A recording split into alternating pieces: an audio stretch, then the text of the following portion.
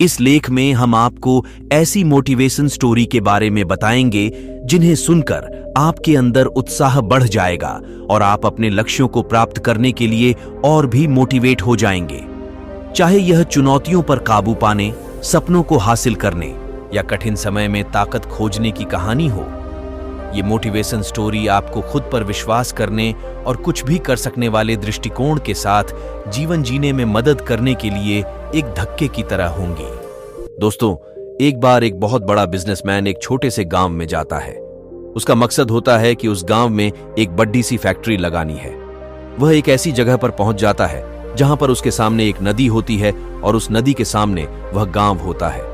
अब उसके सामने दो रास्ते हैं। पहला यह कि वह सड़क के रास्ते घूमकर उस गांव तक पहुंचे, जिसमें लगभग 10 घंटे लगेंगे क्योंकि वहां तक पहुंचने का कोई डायरेक्ट रास्ता नहीं है।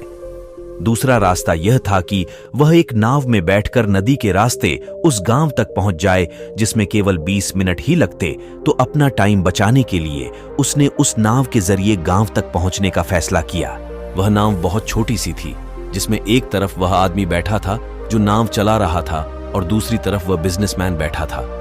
नाव में बैठने के थोड़ी देर बाद उस बिजनेसमैन ने नाव वाले से पूछा, तुझे पता है तेरी नाव में कौन बैठा है?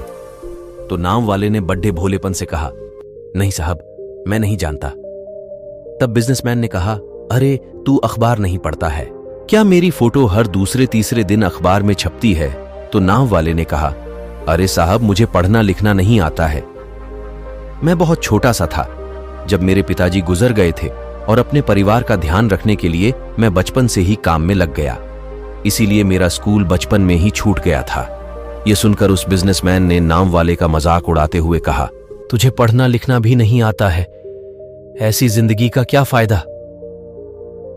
यह सुनकर उस नाव वाले को बुरा तो लगा, लेकिन उसने कुछ नहीं कहा।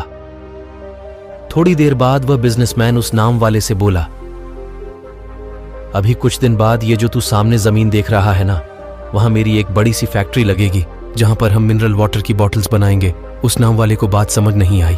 उसने कहा, किस चीज की फैक्ट्री? तो बिजनेसमैन ने बड़े इरिटेट होकर उससे कहा कि वहां पानी की बोतलें बनेंगी जो तेरे गांव में नहीं बिकती, लेकिन शहरों में बहुत बिकती है।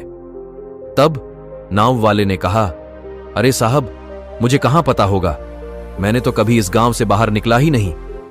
फिर बिजनेसमैन ने उसके ऊपर हंसते हुए बोला, तू कभी इस गांव से बाहर तक नहीं गया, तुझे पता ही नहीं कि शहर क्या होता है, ऐसी जिंदगी का क्या फायदा? उसकी बात सुनकर नाव वाले को सच में यह लगने लगा कि उसकी जिंदगी किसी काम की नहीं है।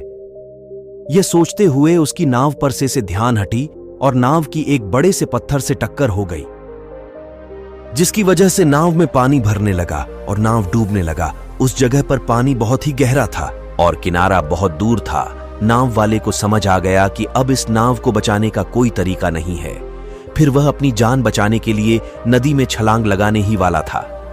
तभी उसने बिजनेसमैन ने पूछा, आपको तैरना तो आता है ना? तो बिजनेसमैन ने घबरा कर पूछा, ऐसा क्यों पूछ रहे हो? मुझे तैरना नहीं आता है उसकी। यह बात सुनकर नाव वाले को हंसी आ गई और बोले, साहब, आपको तैरना तक नहीं आता, ऐसी जिंदगी का क्या फायदा?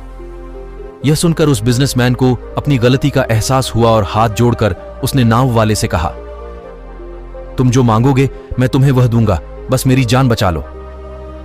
तो उस नाव वाले ने कहा, अरे साहब, घबराओ नहीं, मुझे सिर्फ तैरना ही नहीं आता है बल्कि डूबते हुए लोगों को बचाना भी आता है। आप मुझे कसकर पकड़ लो, मैं आपको कुछ नहीं होने दूंगा। और फिर उस नाव वाले ने न सिर्फ अपनी बल्कि उस बिजनेसमैन की भी जान बचाई।